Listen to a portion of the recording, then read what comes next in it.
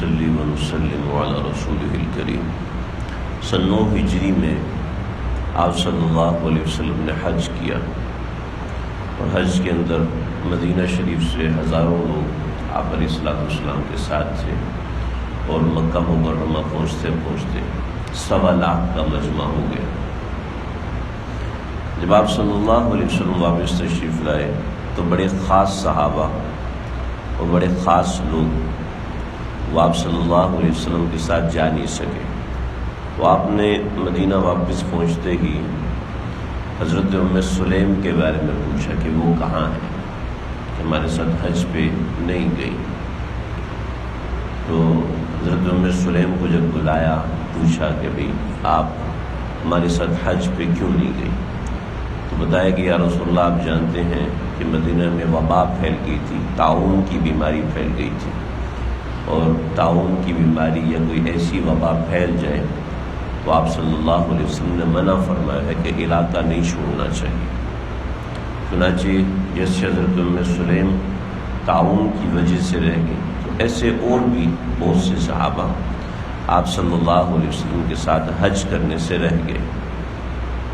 تو آپ صلی اللہ علیہ وسلم نے اس وقت ارشاد فرمایا عمرہ فی رمضان کحج معی، کہ میرے ساتھ حج نہیں کر سکے تو کوئی بات نہیں، میری امت کا جو شخص بھی رمضان میں عمرہ کر لے گا اس نے ایسا عمل کیا ہے جیسے اس نے میرے ساتھ حج کیا۔ تو رمضان کے مہینے کے اندر عمرہ کرنے کی بڑی اہمیت ہے۔ حج ایک لمبا عمل ہے، عمرہ ایک چھوٹا عمل ہے، یعنی مختصر طویل طوالت کے حساب، ورنہ عمرہ بھی بہت بڑا عمل ہے۔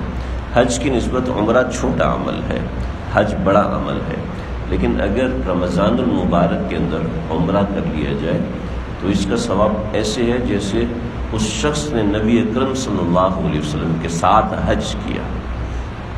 جن کو اللہ نے پیسے دیے ہیں، استطاعت دی ہے، ان کو چاہیے کہ ایک ترتیب رکھیں کہ کسی طریقے سے عمرہ رمضان کے اندر مل جائے۔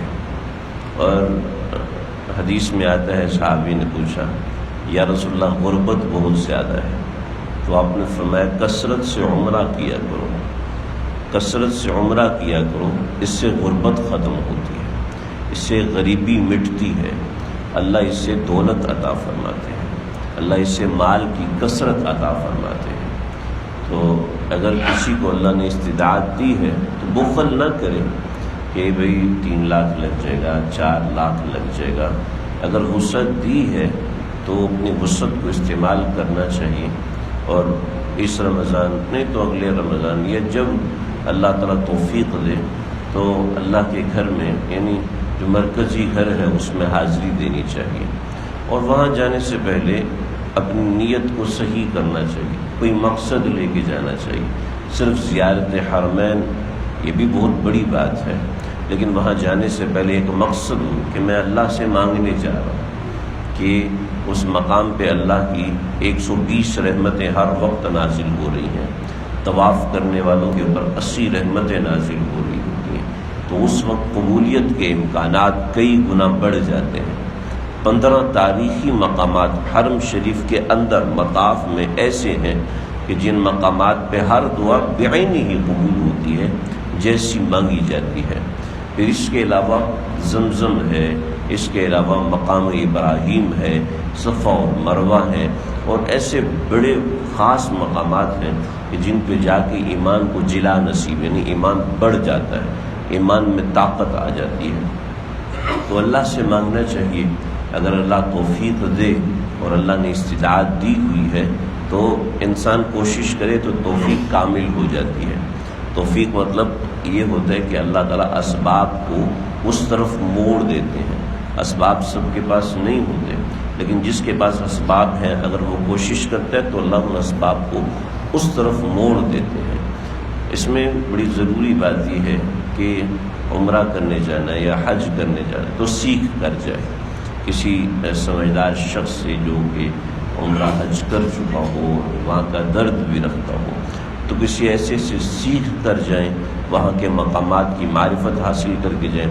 بہت سے لوگ چلے جاتے ہیں لیکن جمع پونجی لگا کے جاتے ہیں کہ پتہ نہیں وہاں پر جا کے ہمارا ایمان تازہ ہو جائے گا. ایمان تازہ ہوتا ہے لیکن سیکھا نہیں ہوتا، اس کی وجہ سے شدید پریشانی. میرے پچھلے 3-4 دنوں سے مسلسل ایسے ہی ہے. صبح کے وقت کی فلیٹس ہوتی ہیں تو کئی حضرات گئے اور وہاں جا کے شدید پریشان ہوئے. یعنی آپ دیکھیں کہ رات 1-2 بجے تک بھی میں ان سے رابطے میں ہوں گے. وہاں پہ کیا مسئلہ جی یہ ہے سیکھ کر نہیں گے اور وہاں کے معاملات سمجھ کر نہیں گے، رش کی وجہ سے پریشان ہو گئے اور رش کی وجہ سے نہ دعا مانگ سکتے ہیں. ظاہر بات ہے جب پریشان ہے، کھانا نہیں مل رہا یا یہ چیز نہیں مل رہی تو نہ انسان دعا کر سکتا ہے نہ انسان کچھ کر سکتا ہے.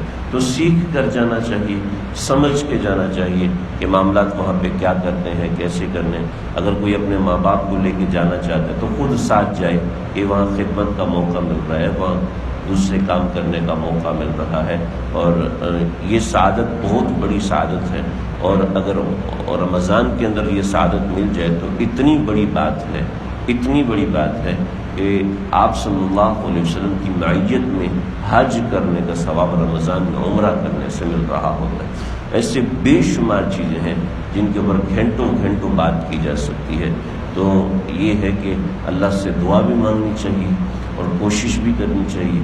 اگر اللہ نے اسباب دیے ہیں تو ان کو اختیار کر کے سعادت حاصل کرنی چاہیے کہ اللہ تعالیٰ زیارت حرمین شریفین بار بار نصیب فرمائے. اللہ سمجھنے. بسم اللہ الرحمن الرحیم.